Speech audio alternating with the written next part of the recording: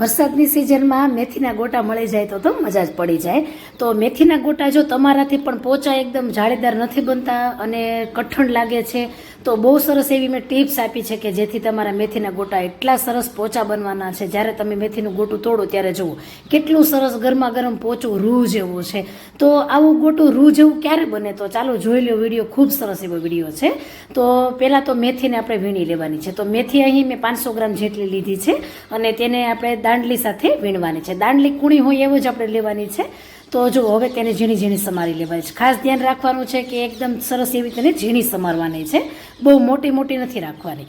તો કપથી જોઈએ ને તો 1.5 કપ પ્રમાણે મેથીની ભાજીનું માપ થયું છે, જેથી તમને પરફેક્ટ માપનું પણ ખબર પડે. ત્યાર પછી લીલા ધાણા લેવાના છે. તો લીલા ધાણા છે તેનાથી મેથીના ગોટામાં સ્વાદ બહુ સરસ આવે છે, સુગંધ પણ સરસ આવે છે. તો તેને સમારી લીધા છે ને 1/2 કપ થયા છે. હવે મોળા મરચાં સાથે ફરસાણવાળાની દુકાનમાં તીખા મરચાં પણ નાખતા હોય છે, તો 2 મરચાંનો ઉપયોગ થતો હોય છે અને સાથે આદું લેવાનું છે. તો મોળા મરચાં છે તેના ડીટીયાનો ભાગ દૂર કરી અંદરથી બીનો ભાગ દૂર કરવાનો છે અને થોડીક નસનો પણ ભાગ દૂર કરી લેવાનો છે આ રીતે. તો જોઈ શકાય છે કે બી અને નસ સરસ રીતે નીકળી ગયા છે. ત્યાર પછી તેને આ રીતે સમારી લેવાના છે.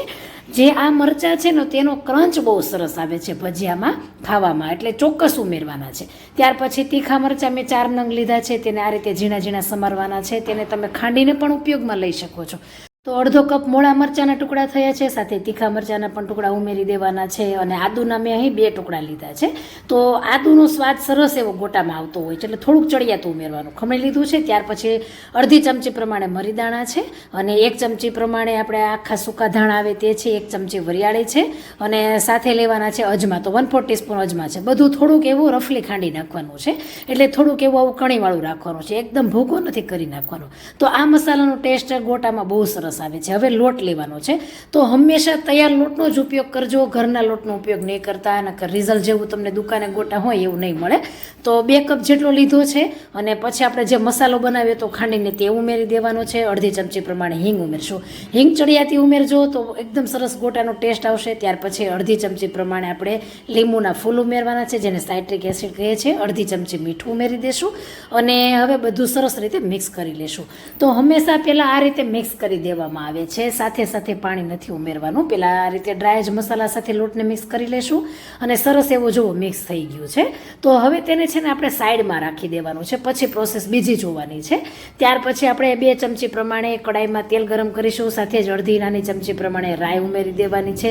રાઈ તતડી જાય થોડી ત્યાર પછી લીમડાના પાન ઉમેરી દેવાના છે સાથે સાથ.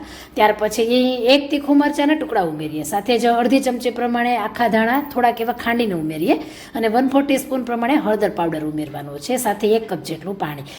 તો અત્યારે આપણે કઢી બનાવી રહ્યા છીએ ગોટા સાથે ખાવાની. તો અહીં જો 1/4 ટીસ્પૂન પ્રમાણે ગરમ મસાલો ઉમેરી દેશું અને સાથે જ 1/2 ચમચી પ્રમાણે મીઠું ઉમેરવાનું છે. ચટપટો ટેસ્ટ આવે એ માટે અડધા લીંબુનો રસ ઉમેરવાનો છે. તો અહીં સાઇટ્રિક એસિડ ઉમેરવામાં આવતું હોય છે, પરંતુ આપણે અત્યારે લીંબુનો રસ ઉમેરી રહ્યા છીએ. અને હવે જુઓ 2 મોટી ચમચી પ્રમાણે બેસન લેવાનો છે. તેમાં અહીં આપણે 1/4 કપ જેટલું પાણી ઉમેરવાનું છે અને કુલ ટોટલ અહીં ફરીથી આપણે અડધા કપ જેટલું પાણી લીધું છે, તેમાંથી અત્યારે 1/4 કપ જેટલું ઉમેર્યું છે અને આ રીતે સ્લરી બનાવી લીધી છે. તો આગળ આપણે જ્યારે કઢીનો વઘાર કર્યો ત્યારે 1 કપ જેટલું પાણી ઉમેર્યું હતું અને હવે આ સ્લરીમાં આપણે અડધા કપ જેટલું પાણી ઉમેર્યું છે. તો જુઓ થોડું પાણી અંદર ઉમેર્યું હતું ને થોડું અત્યારે, એમ કરીને આપણે અડધા કપ જેટલું પાણી ફરીથી ઉમેર્યું છે અને 1 ચમચી પ્રમાણે ખાંડ. તો અહીં 1.5 કપ જેટલું પાણી ઉમેર્યું છે અને કઢી છે ને તેને આપણે થોડીક થિકનેસ આવવા મળે જ્યારે એને કૂક કરતાં ધીમા ગેસ પર, ત્યારે આપણે ગેસની ફ્લેમ બંધ કરવાની છે. જો આટલી ઘાટી રાખવાની છે, બહુ ઘાટી નથી કરવાની, કેમ કે થોડીક ઠંડી થશે એટલે વધારે ઘાટી થતી જશે.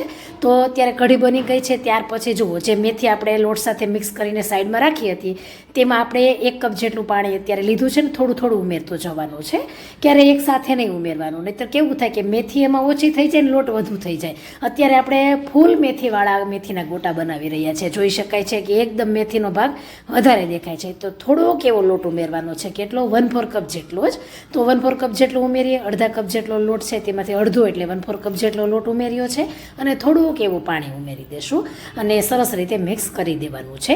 તો હંમેશા આપણે થોડું થોડું પાણી ઉમેરતા જઈએ તો જ પરફેક્ટ બેટર બનતું હોય છે. જો એકદમ લીલું છમ બેટર બન્યું છે અને બાઇન્ડિંગ આ રીતે ચેક કરીશું. જો થોડુંક બેટર લેશું અને થોડુંક ભેગું જ આમ જાડું જ આમ નીચે પડવું જોઈએ. જો આ રીતે તો જ તમારું પરફેક્ટ બાઇન્ડિંગ કહેવાય છે. પતલું ન થઈ જવું જોઈએ, એનું ધ્યાન રાખવાનું છે.